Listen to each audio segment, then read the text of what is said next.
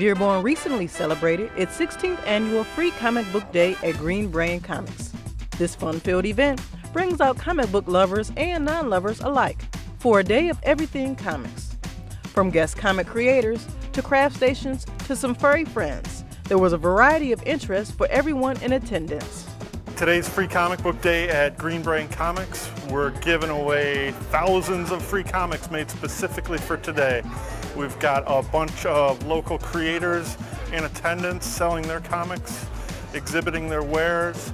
We've got a bunch of local organizations that we're sponsoring and supporting, including Gleaners Community Food Bank of Metro Detroit, the Friends of the Animals of Metro Detroit, and Cell Phones for Soldiers. Donations to each of those get folks extra free comics. And we've got a food truck in the back serving warm grilled cheese sandwiches. This event gets bigger every year. Well, this is the 16th Free Comic Book Day. It started by a retailer out in San Diego named Joe Field, my personal hero. He runs a store out there called Flying Colors. Fantastic guy, fantastic idea, and it is just grown and grown every year with the help of publishers and distributors and our own patrons here at stores and stores like us all around the world. I heard just yesterday that they've got 2,300 stores signed up in 60-some different countries.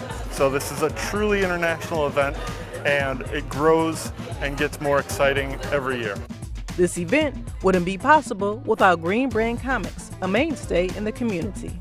Green Brain Comics has been in Dearborn now for almost 33 years. We started out as Comics Plus when my wife Katie and I bought it in 1999. We renamed it Green Brain Comics in honor of my grandfather. Another big part of the success of this event are the patrons themselves and the community that supports this event. Our patrons are awesome. Not only do we have thousands of regular customers, we've also got an army of people that really appreciate the idea of Free Comic Book Day and get their families involved, tell their friends, so the word spreads virally throughout the community, and the crowd gets bigger every year. Last year we had almost 1,500 people through the door. This year, gosh, who knows? The weather's beautiful. People are coming out, they're responding, they're donating, they're enthusiastic, and they're buying comics, which, by the way, a portion of every purchase today helps out the Friends for the Animals of Metro Detroit. So please buy some comics, take them home, read them, enjoy them, and by that, you're helping out the animals. Events like this aren't just fun, they also serve a bigger purpose in the comic community.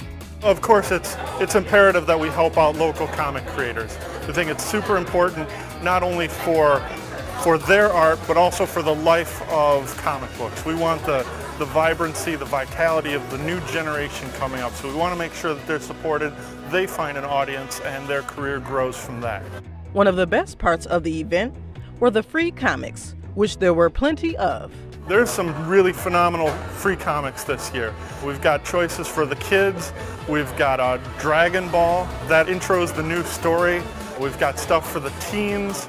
They've got Buffy, the high school years that they're exploring in Dark Horse Comics. And for the adults, we've got some of the edgier stuff from Marvel, like Secret Empire. Pretty hardcore story going on there. We've also got a selection of books that you can't find anywhere else. We've got some small press books. We've got some self-published books. We've got a creator here, Carolyn Nowak, who we have a comic designed by her, created top to bottom for free. You can only get it like 2 other places in the world. And it's also helping to promote an event that we're doing later in the summer called the Ann Arbor Comic Arts Festival. One of the comic creators talked about some of her comics and why she enjoys coming to events like this. I work on a series called Lumberjanes. I'm one of a few artists who work on that series. I've done 10 issues. And then today I've got Chad Agamemnon, which is a comic that I wrote and drew and is being published through the Ann Arbor Library's press, Fifth Avenue Press. And that's totally free. Anybody can take it. It's good. In my opinion, I worked pretty hard on it. I pulled an all-nighter. I mean, it's really fun to be able to give something away for free. That's really cool, because like, You know, otherwise you have to like convince people to buy things, but like if it's free, it's just like, here, take it. There's no reason not to. Carolyn has some words of advice for young comic creators who are anxious about their work. I think the most important thing is to not put weird standards on yourself. You can just do it. This is the thing. You don't have to be good at drawing. It's all about communicating a story. So like, that's a little complicated for a child to hear, but a simpler version of that is what I would tell a young person who is trying to get into this. Like, don't worry about your comic not looking like that other comic you love. Just make your own thing, and it'll be cool in its own way because you made it. And that sounds like very cereal boxy or like Mr. Rogersy, but it's true. It's true. Green Brand Comics has done such great work in the community and have been recognized for their efforts. Personally, this has been a very fulfilling year, which coincides professionally. I get to do things like sell comics to the folks. I get to do things like collaborate with the Dearborn Symphony Orchestra with a program that we did earlier this year of all music from cartoons, movies, and video games. And then a few weeks ago, we got honored by the Dearborn Community Arts Council for the Mayor's Arts Award for Arts Patron of 2016, which was just a great honor. It's been a great year for us, and I'm just riding this buzz through Free Comic Book Day.